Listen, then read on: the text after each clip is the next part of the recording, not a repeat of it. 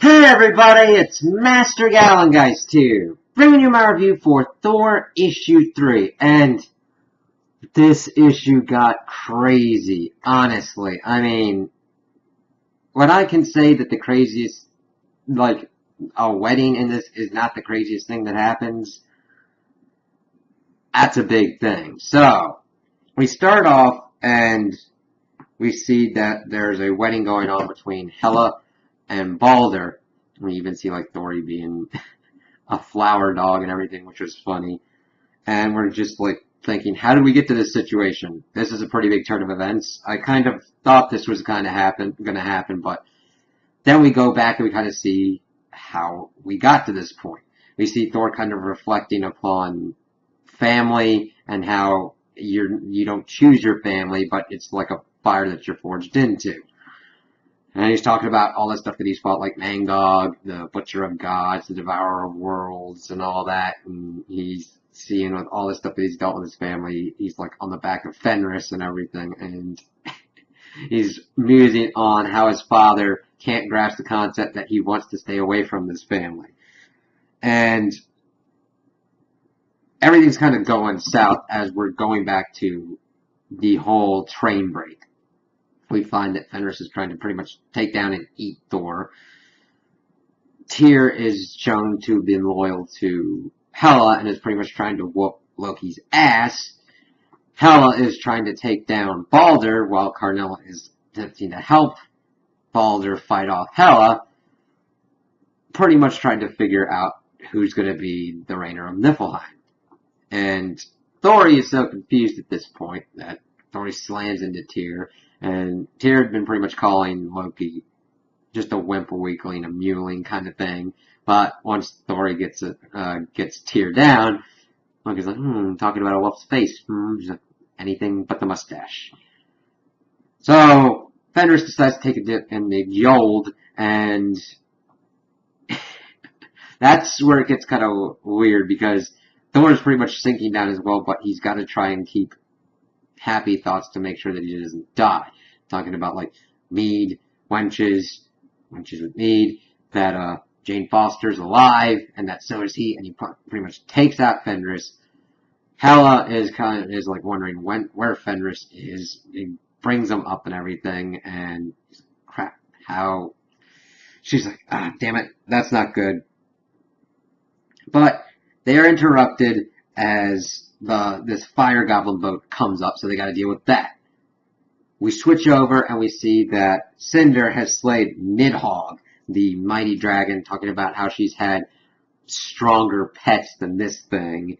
And she hears the news of Hela and Fenris being free and decides to gather her armies and is soliciting advice from Gartum, talking about alright, how do you kill spirits and everything, because he's saying that it takes a little bit more finesse than just killing usually, but saying that she's off to a great start with how we see all these guys hung and everything, and it's going, alright.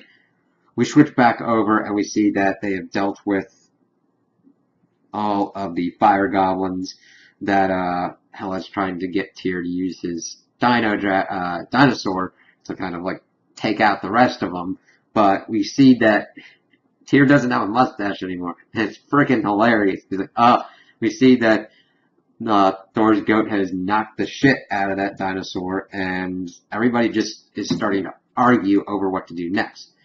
Loki then brings up the idea of matrimony.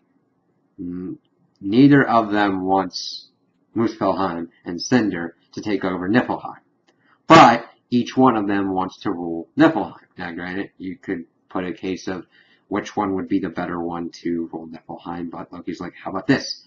You share by getting married. Which is a smart move on Loki's part. Granted, it has Hela being in charge, well, not being in charge, but having joint ruling of Niflheim, but it also brings a kind of bloodless end to this, which Thor kind of gives him props for, because we go back to the wedding, which is now, and he's like, okay, yeah, that's a pretty good idea. But we still, even if we've got all of these soldiers from Niflheim, we still need those from Valhalla. We need the Einherjar. And it's like only the Allfather and the Valkyries know where that's at. Thor, of course, has it in his head, but Loki's like, I can't get there. But Thor's like, I'm not asking you to get there. And Loki's like, okay, I kind of don't want to do this, but alright. It's then broken up by Karnilla as being, of course, disgusted with what's going on, goes out, and she knows that Balder has to do what's best for the realms, but she loves him, and this really hurts her.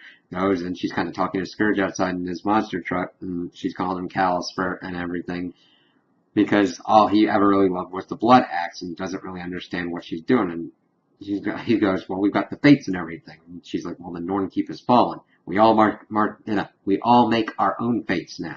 He's like, oh, so that's why everything sucks. So we get to the part of the ceremony where they're kind of like finishing up and kind of wrapping up, and that's when Loki decides to kill Thor.